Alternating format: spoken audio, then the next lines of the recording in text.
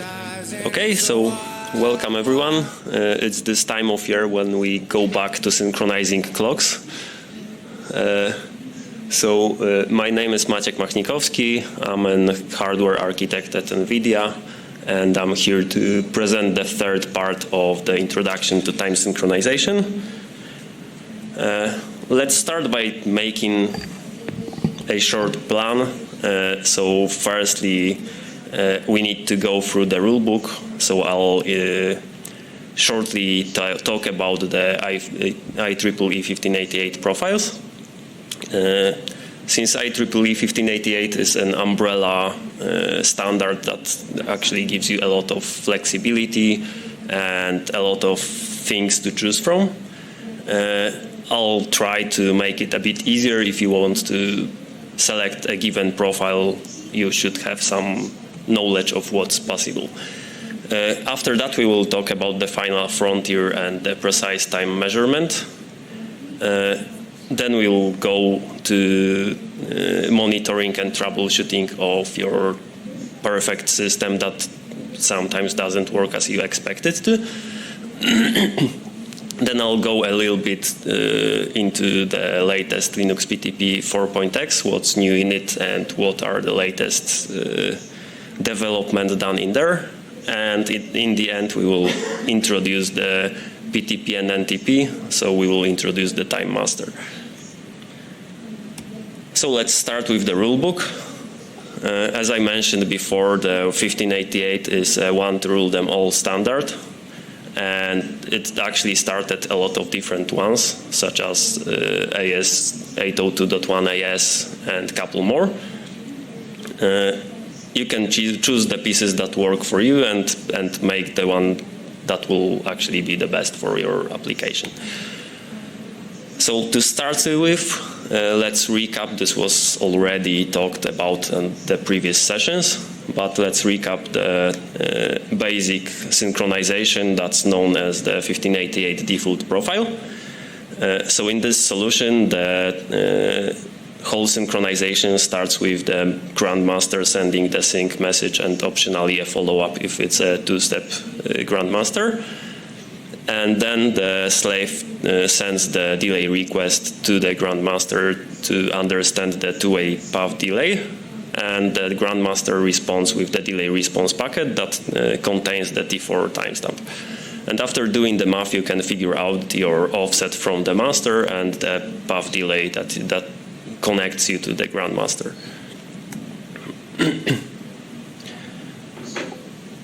So now let's complicate things a little bit, because everyone knows that it's not as simple as connecting the grandmaster to your slave and calling it a day.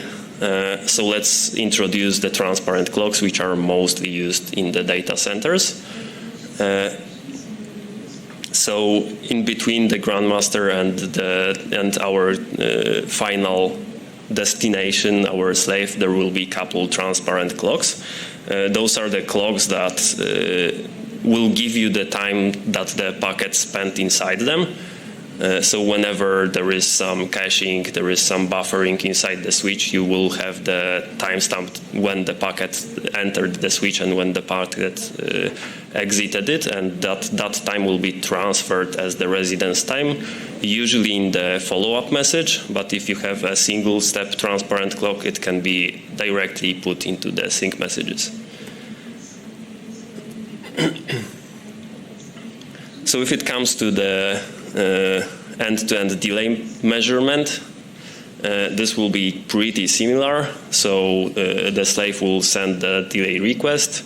The residence time will be calculated based on the time that this packet spent inside the transparent clock, and will be sent back either added to the delay request, or will be added to the corresponding delay response message that goes back to your client. So now let's move away from the default profile and introduce something a bit different that's called the peer-to-peer. In this mode, only sync and follow-up messages will traverse the whole path, and the path delay will be calculated slightly differently. So each node on the path between the grandmaster and the slave will measure the delay between the previous node. So basically the first transparent clock that's connected to the grandmaster will try to get its mean link delay by transmitting the peer delay request and getting the peer delay response messages. Those will contain the peer T1, T2, T3, and T4 that will be used to calculate the peer delay and the mean link delay between those two nodes. The same will happen on every other switch on the way to your client and at your client as well. So in this mode, the message that's transferred all the way through the network will actually accumulate the residence times and the path delays for each of the paths that it traverses through. And in the end, you will end up with the follow-up message usually that will contain the sum of all the delays and all the residence times that were basically accumulated on the way of the packet. So a short comparison, what's the difference between the transparent clock and the boundary clocks? As mentioned before, transparent clocks only need to calculate the residency time for each PTP packet, and as the result, they may be much simpler than boundary clocks because they don't need to have the internal clock that's actually operating at the same time as the whole PTP network or domain. So they are, as in consequence, they are easier to deploy. So you know it's much easier to deploy coupled to transparent clocks because they are usually just plug and play. So you put them in and they will put the right corrections. And as opposed to the boundary clock where you need to configure which domain it works in and what type of packets does it needs to use, what is the profile that your domain runs in.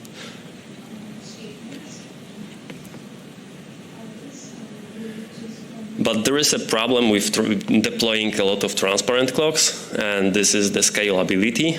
Because if you only use transparent clocks, then your grandmaster will need to respond every message that your slave generates. So it will need to parse and respond a lot of delay requests and send a lot of delay responses. And if you can imagine having 100,000 of nodes and having the grandmaster respond 100,000 nodes at, for example, 8 or 64 messages per second, it adds up pretty fast. So the way to counteract it is to divide your PTP domain using boundary clocks. In this way, boundary clock will take care of responding your slave clocks. So the boundary clock will synchronize its clock to the time from the domain and will respond the messages, basically allowing you to scale up a bit better. So now let's briefly introduce the concept of unicast messaging. Since especially in the data center, you usually won't use multicast because you may not even be able to. So there is a way that you can actually work with unicast messages, but for that the 1588 created pretty lengthy negotiation protocol.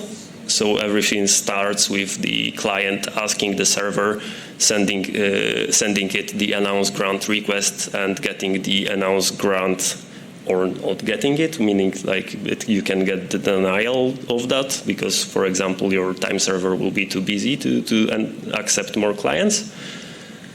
The same happens for the sync messages and for the delay request messages. So you need to send at least 3 messages and get at least 3 grants to start using the unicast. And once you get them, it gets pretty similar in the concept, but the packets that will be sent will be unicast. So the server will need to send each client the message directly to each client. And also there is a timeout in this embedded, so the whole announce requests and all message grant requests needs to be repeated every like couple. Well, it needs to be repeated from time to time so that you still keep your grants at the bay. And now, as in every rule book, there are people trying to bend the rules. And so it recently happened to 1588. And Meta came out with a simplified model of transferring time that's called simple PTP or SPTP. It's currently standardized as part of the OCP. I won't go into the details, but what's important is that in this model there are no grants and grants required, and basically the server will receive the delay request message from the client and immediately respond with two messages, the sync and the announce and follow up merged into one message. And so basically for one message you need to send two messages from the server, and that simplifies the whole protocol and makes the scalability much easier.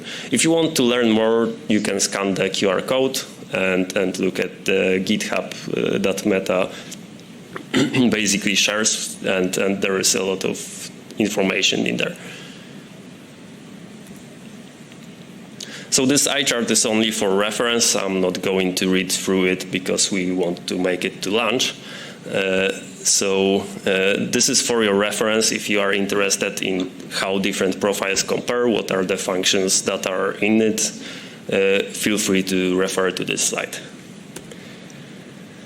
So now that we are done with the rulebook, let's actually look at the final frontier. So how can we synchronize the CPU to the time from your device?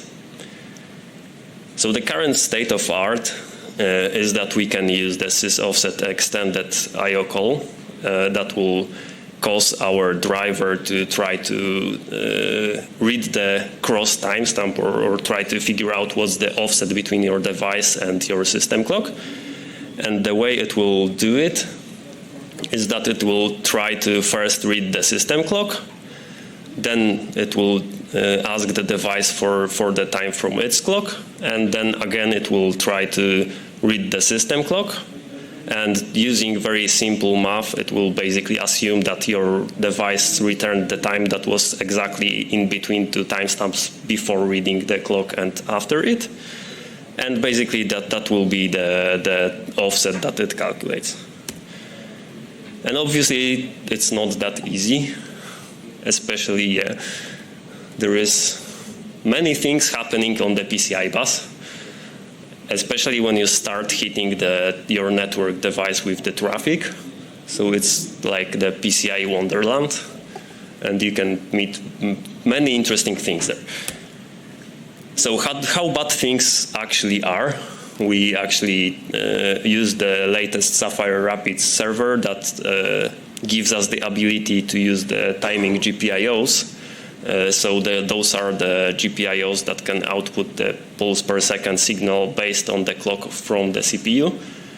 And we tried to measure what is really the offset, not the one that is reported by the tools, but what it really looks like. So we used our CX7 NIC, connected it back-to-back between two ports, ran 4 iPerf clients that gave us around 120 gigabits. This is a 200 gigabit NIC, so it was not fully saturated, but it already shown a lot of what's happening behind the scenes. So we enabled PPS out from our NIC, enabled the PPS out from the timing GPIOs, connected those to the oscilloscope, started measuring the phase delay between those two signals,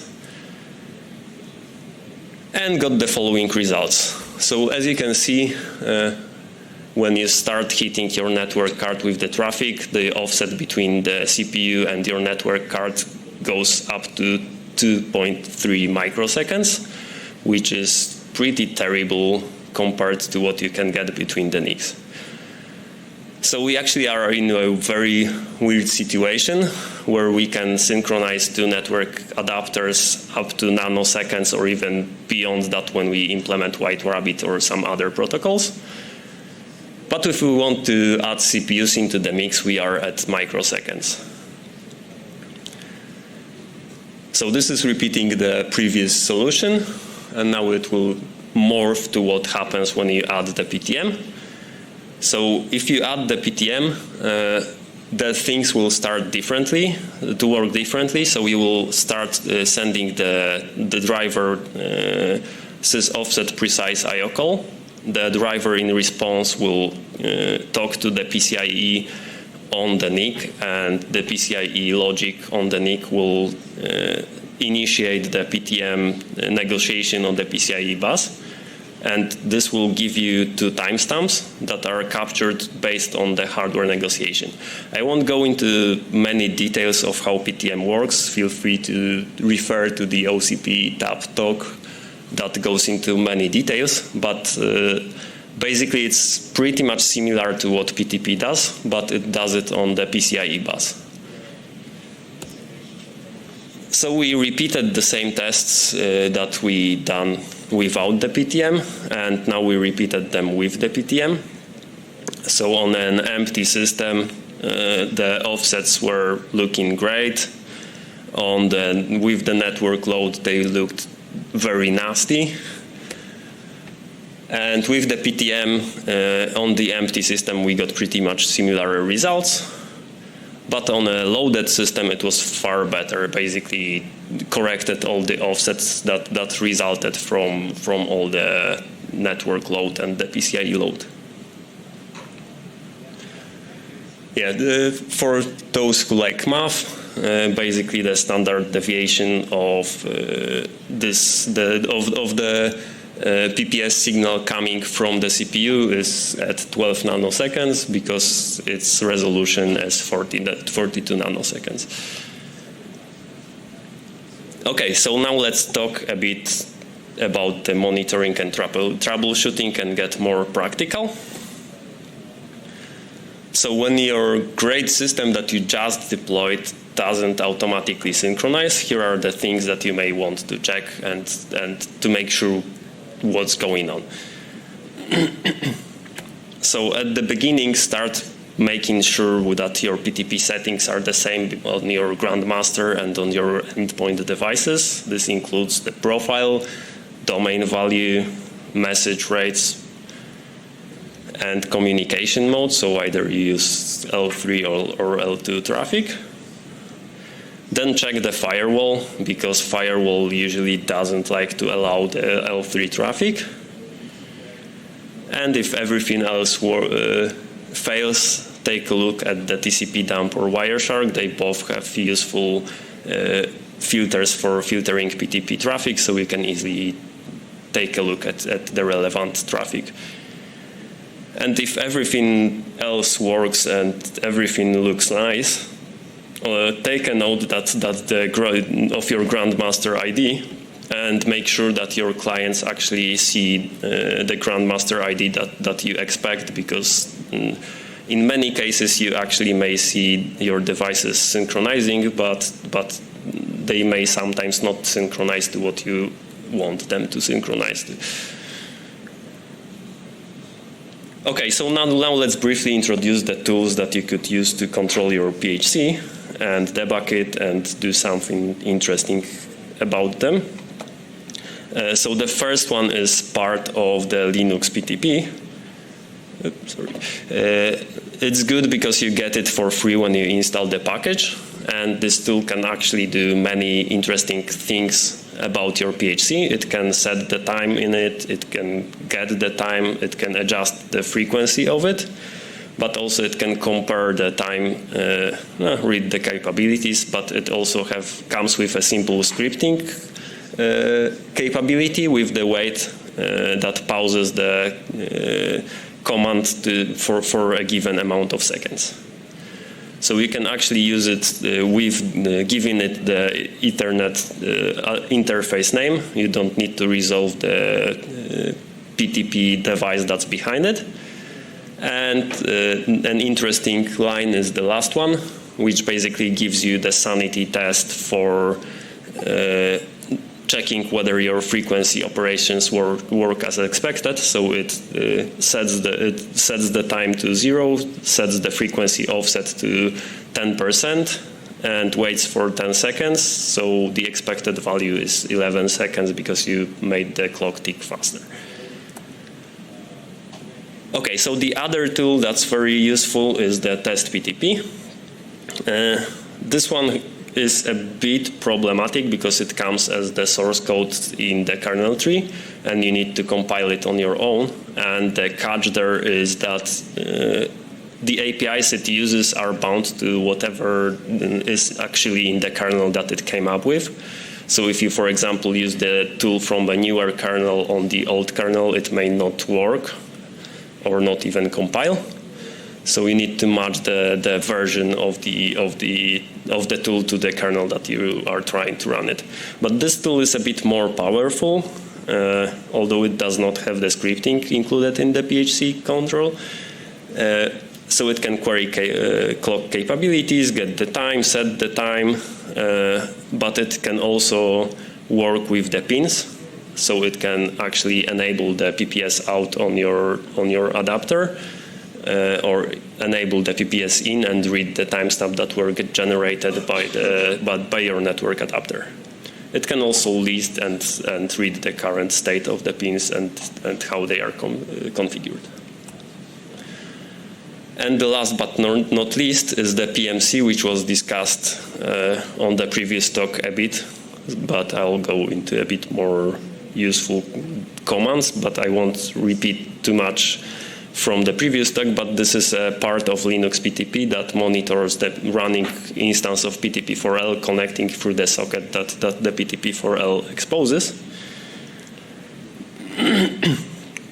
And this tool can give you the information about the quality of how you synchronize to a given master, its IDs, the offset, the ingress timestamp, and with another command, it can give you more information about your synchronization state.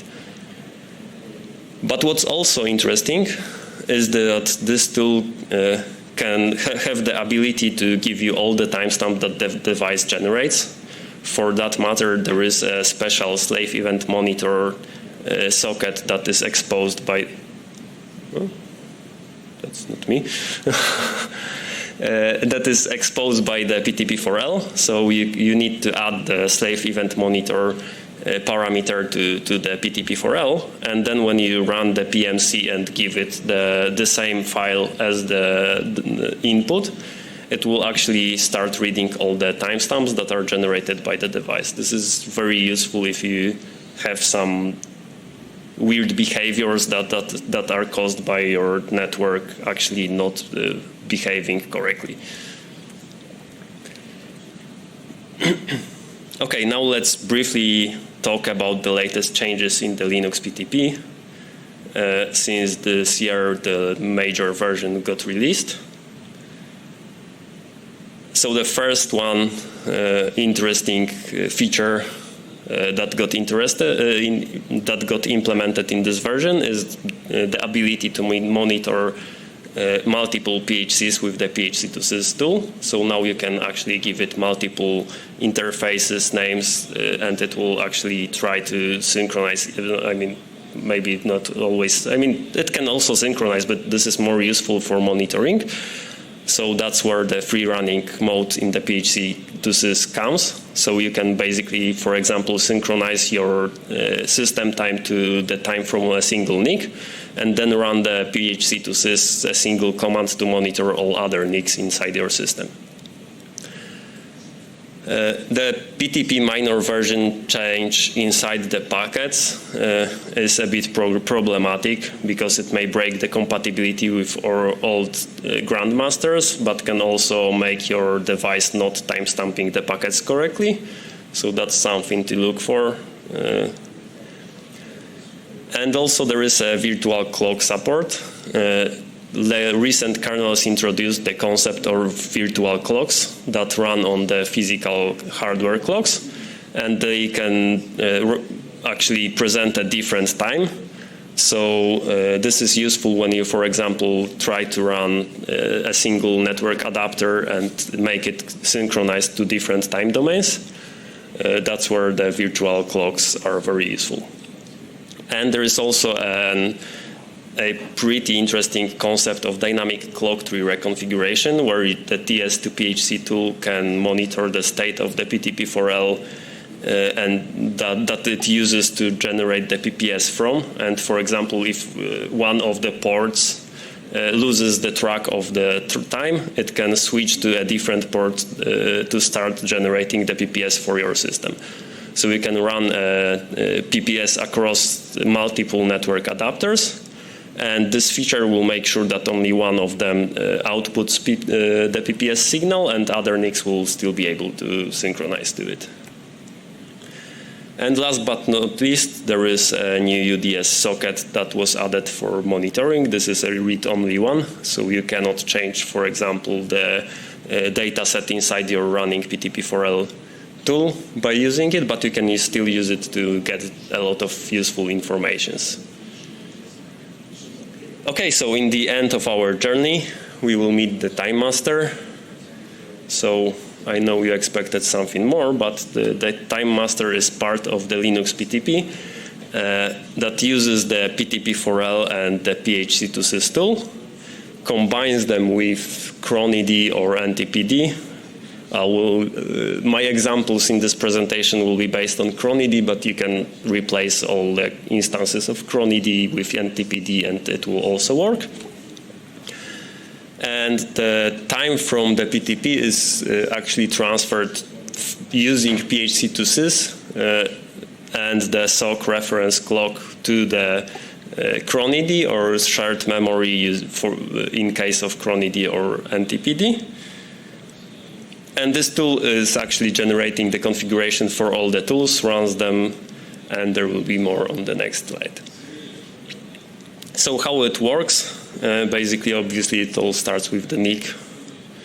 Then the Time Master will spawn all of those tools. So it will start an instance of PTP4L, an instance of PHC2sys, and an instance of cronid. The PTP4L will start transferring the 1588 packets. It will adjust the frequency of the PHC clock to match the time from the 1588 Grandmaster.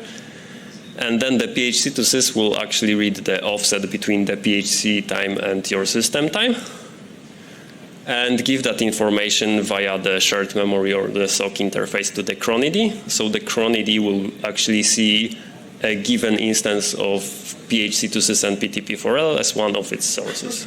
It's very useful if you, for example, have a running NTP deployment and you want to enhance it with some PTP traffic. So you can use the following commands, the chronic tracking and the chronic sources to see what is going on. So they will report the PTP as, for example, in this example, the PTP0 as one of the sources of time inside your system. And you can actually even read some statistics about the source that you have. And that sums up this talk. I hope you enjoyed. And now it's time for Q&A. Are there any questions? Yep. So with regards to the slide, Maybe 1 second, maybe we have a mic here. So that the bridge also. We will handle it.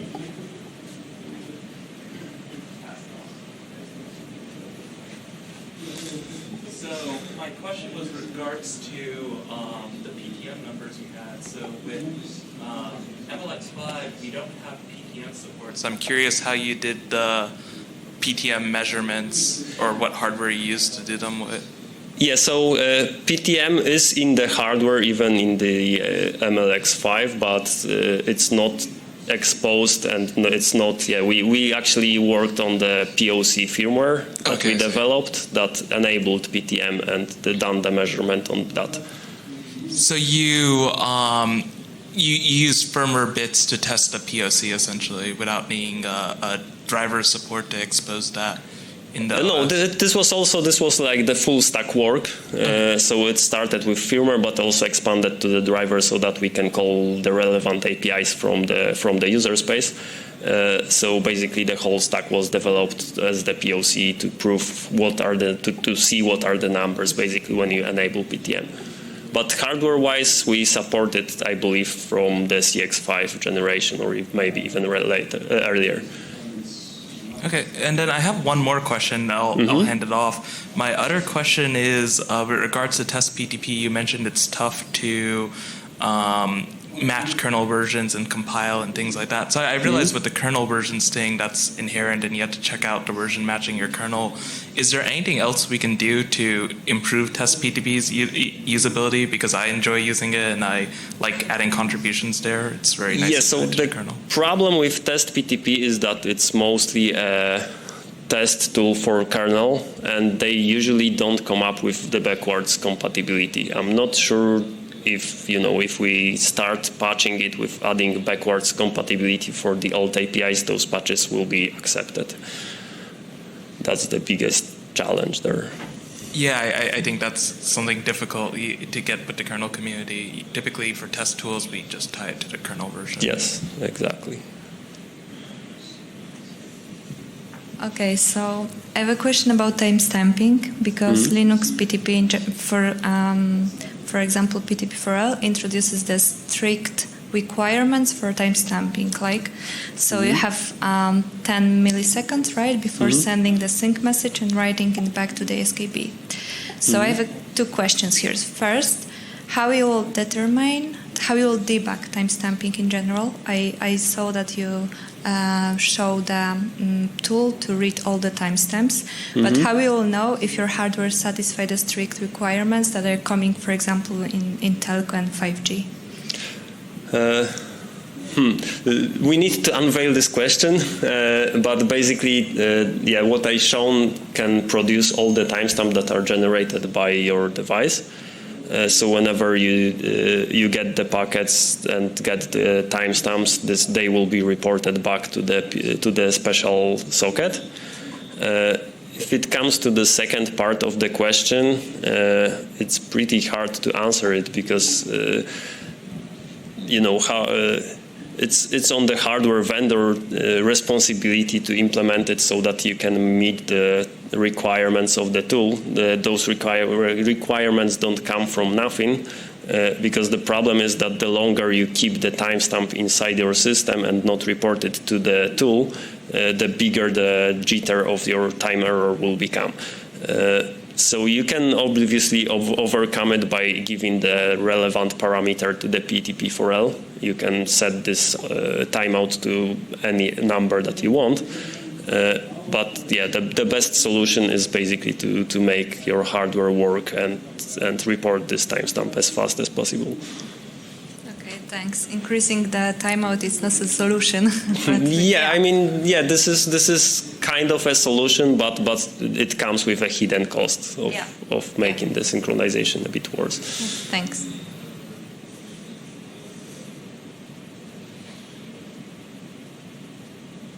Okay, so it's lunchtime.